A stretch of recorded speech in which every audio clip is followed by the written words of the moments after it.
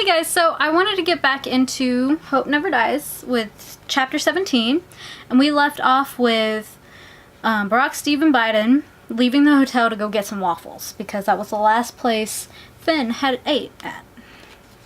That was grammar, yep. Okay, chapter 17. Except for the waitress and the cook, the waffle depot was deserted. We sat in a booth in the far corner. All three of us had sunglasses on, both to disguise ourselves and to protect our eyes from fluorescent lighting that lit the room like John... What's a senator? Bonehard? Tanning bed. Our caps were pulled low. "Are you sticking your gut out on purpose?" Brock said. "Are you talking to me?" I asked. I wasn't talking to Steve. Steve has 1% body fat. Is that right, Steve? 1/2 of 1%, he said. Is that healthy? I asked. Barack shrugged. The 44th president was in pristine shape as well. Not 1/2 of 1% body fat, but close enough for government work. He'd been out in the world, kayaking, parachuting, and probably kickboxing in underground fight clubs. Meanwhile, I'd been home, staring at the rowing machine in the basement, and occasionally hopping on the treadmill. Steve yawned. There were dark circles under his eyes. Our waitress, a short woman with dark hair and pierced nose, stopped by to take our orders. Her name, according to her name tag, Tina. She poured the coffee for Steve. Barack and I stuck with water. Just before she turned, Barack told her she looked familiar. "You work the graveyard shift, right? I think I've seen you closer to breakfast before. Must be some long nights." She smiled. "I thought I recognized you from somewhere. Not from here, but from... Well, I shouldn't even say it out loud. It's kind of ridiculous. You just look like somebody famous, that's all." "Barack Obama?" he said with a smirk. "You must hear that all the time." She stepped back and sized him up. "He's a little younger than you, though." Barack's smirk dropped. "Maybe you can help me out. There was a guy in here Tuesday morning, eating by himself. A white guy with white hair, a little taller than my friend here. That ring any bells?" She shook her head. "I was busy from start to finish. It was all a blur. There was a wrestling show in town. Those guys have big appetites. Triple, quadruple omelets. One of them destroyed the men's toilet. Just destroyed it." "Which wrestler was it?" I asked. Brock glared at me. "Anyway," I said, "the guy that was in here, he comes in here all the time. He's a conductor for the Amtrak." "Oh," she said. "Finn always sits at the counter. Always orders decaf." Her face dropped. "Y'all cops or something?" I realized that. Yeah, we probably did look like cops. 3 guys with short hair and sunglasses, 2 of us in suits, me in a Aloha shirt looking an awful lot like Magnum P.I. Only thing that was missing was the mustache.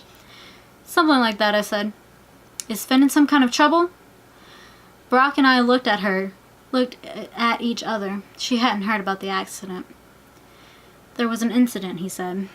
"The railroad sent us. We're just talking to a few people. Nothing formal." "I get it. You want to know if I could smell alcohol in his breath, or if he smelled like reefer."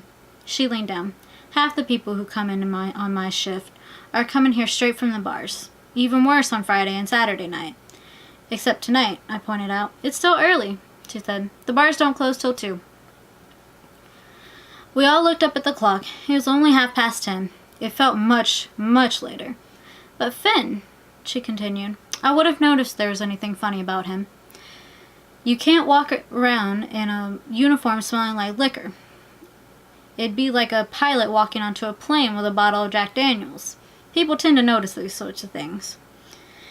"So what do you remember about him?" "Tuesday morning. Did he seem nervous?" Brock asked. Tina shrugged. "Everybody's a little bit squirrely these days, aren't they? I think we all got a little ADHD. Her eyes went to Steve, who was checking his pulse again. Barack asked if she'd seen Finn Wednesday morning too, but she hadn't. Just the morning before the accident. I asked, "You didn't happen to see him with a bag of Barack kicked me hard under the table. I wasn't gonna say heroin, I said, through my teeth, though I don't think Barack or anyone heard me. He did have a bag, Tina said, now that you mention it. Yeah, it was a black bag, you know, like from the gym. A duffel bag? That's right. He usually didn't bring nothing in, but that night he had... I don't know if you heard that, but my cats are destroying something. That's good to know. That's right. He usually didn't bring nothing in, but that night he brought in a black duffel bag. He kept it real close, too. Kind of strange, if you ask me. He could have just left it in his car. In this neighborhood, I asked? What's wrong with this neighborhood? Nothing, I said quickly. Nothing at all. As soon as she left us, I turned excitedly back to Barack. A duffel bag. That's something, right? It's not nothing. That doesn't, in and of itself, necessarily mean it's something. I pulled out the phone to call Esposito.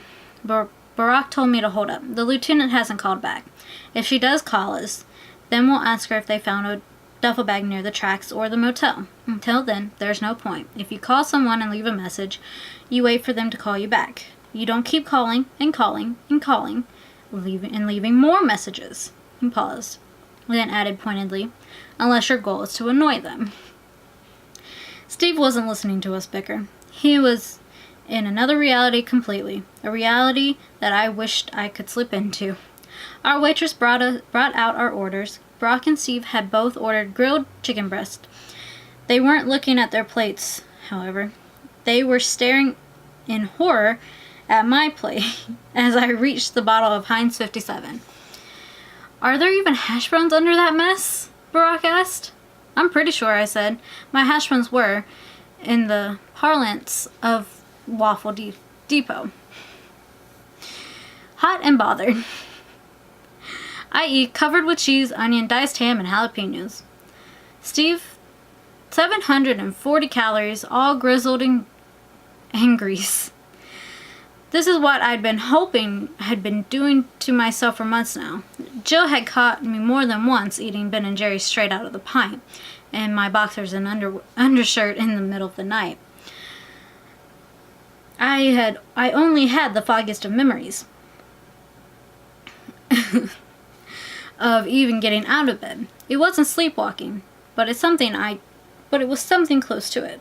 How can you eat all those carbs? Steve said. It was good to see him slip back into our realm with more conversation, even if he was being a little snot. Calories are good for you, I said between massive bites. They give you energy. Caffeine gives you energy. I looked into his eyes, half shaded by drooping eyelids, and then he looked down at his cup of coffee, which he had just emptied for the third time in under 20 minutes. And how's that working out for you? He didn't say anything. While we were waiting for the check in silence, Steve stared deep into what was left of my shredded potatoes like he was looking at a Van Gogh. I was seriously beginning to wonder about his state of mind. Could we trust him with weapons? You're hungry, I told him. Have the rest of my hash browns, and a couple extra calories isn't going to hurt you. He picked up a fork and stuck it into the mess on my plate, tentatively, like he was poking a dead animal with a stick. He took one bite, and then another. Before I could tell him to slow down, the plate was empty. He even licked it clean. He seemed to spring to life afterwards, but it didn't take a psychologist to know that he was being eaten alive by guilt. He was an impressive physical specimen. I'd give him that. If swearing off carbs and being consistently run down was the cost, though, I wasn't sure the trade-off would be worth it. Us old fogies needed a little padding. Otherwise, our skin begins to hang to the folds of over our curtain rods of bones. Barack noticed the dour look on my face. We'll get to the bottom of this thing. Don't worry. There's no way you can guarantee that, I said. I didn't guarantee it. I just have faith. Here comes the Hopi changey stuff, I said, affecting my best rural Alaskan accent. Don't go negative on me, Joe. We need to be realistic. What are we doing? What are we really doing here? Right now, I'm visiting the little boy's room, Barack said, sliding out of the booth. I was about to say I'd go with him, but Steve was already on his feet before I could get a word out. I was left there, my mouth hanging open like a smuck. What's that, Joe? Barack asked, straightening his suit jacket. Never mind, I muttered. That is chapter 17. It was a short chapter. But they did find out something interesting. I want to know what this bag is, what this bag might have in it, why he was holding on to it so tightly, what did Finn get himself into? What are your thoughts? Smash Bounce sound really good right now, but can't do it. But yeah, let me know. I'd love to know your predictions and all that good stuff. And boop, that like button and subscribe. And I will see you guys in the next chapter. Bye.